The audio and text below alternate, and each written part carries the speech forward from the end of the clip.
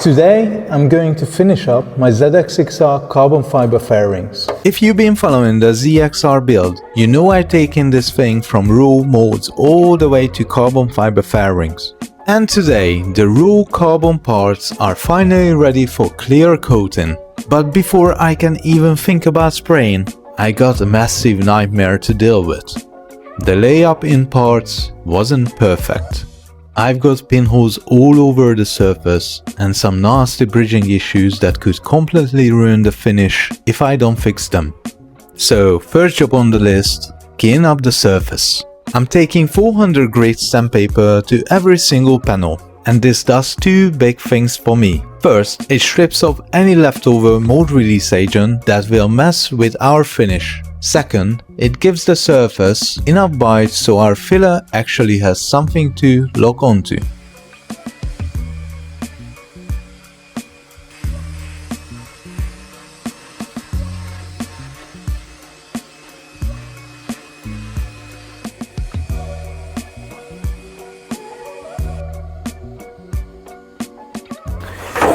Now all the parts are sanded with the 400 grits. I'm gonna go and wash them off with some soapy water to get all the dust off, and then going to the next step.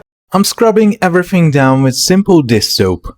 Because carbon fiber loves to hold on static energy, all that fine sand dust just stick to the surface like glue. The soap and water breaks that static charge, washes the dust straight off, and act as a cheap degreaser before we move on to the filler. Now the parts are nice and clean, all dried up. I'm going to fill all the pinholes with some MIPA P67S. But first I'm going to wipe down with some silicone remover and degreaser. I'm using Handlet, but honestly any decent brand works fine here.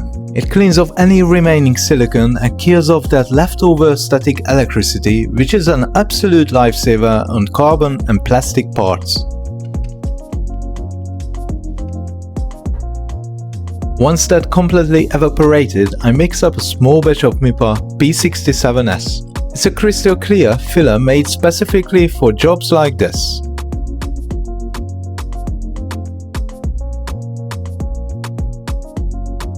Now, instead of just spreading it everywhere, I'm using a small brush to target the deepest bridging and pinholes first.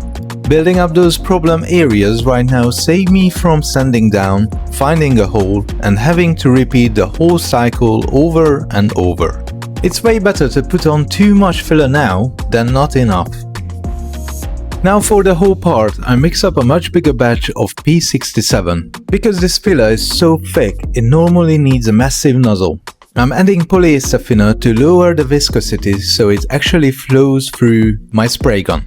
But I'll tell you what, here's where things get stressful. The second the activator hits the filler, the clock is ticking. I have a 7-minute pot life before this entire batch turns into a solid block of jelly inside my spray gun. So I've split the batch into 2 quick batches. This way I don't ruin my gun, but I still need to work fast.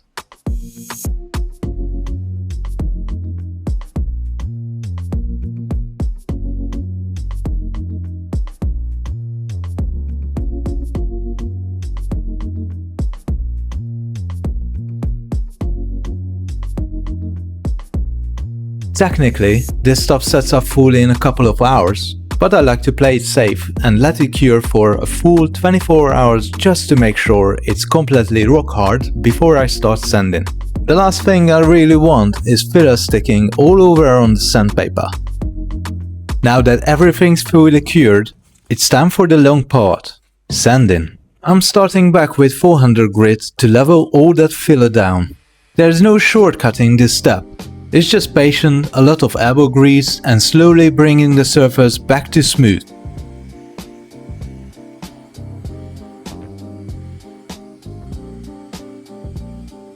The problem is, the dust builds up so thick you literally can't see what you're doing or how far you've sanded.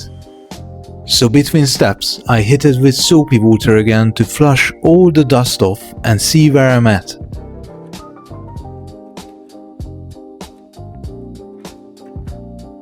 Once it's clean, I jump up to 800 grit and keep leveling the surface until every last defect is completely gone.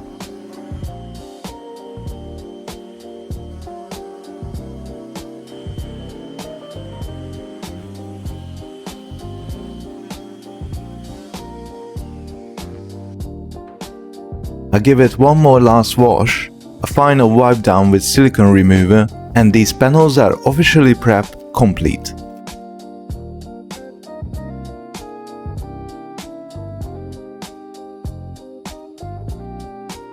For the clear coat, I'm using a special 2K clear from MIPA, made specially for carbon.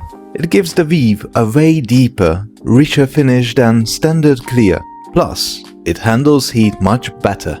Carbon actually absorbs about 10 degrees more heat than metal or plastic, which causes regular clear coat to yellow and crack over time. This stuff is designed to last.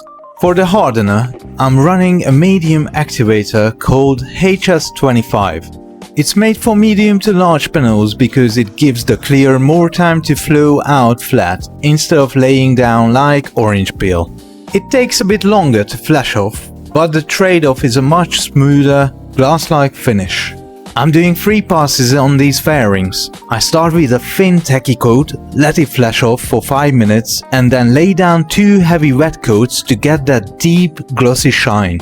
After letting them cure for 2 full days, these panels are completely rock hard.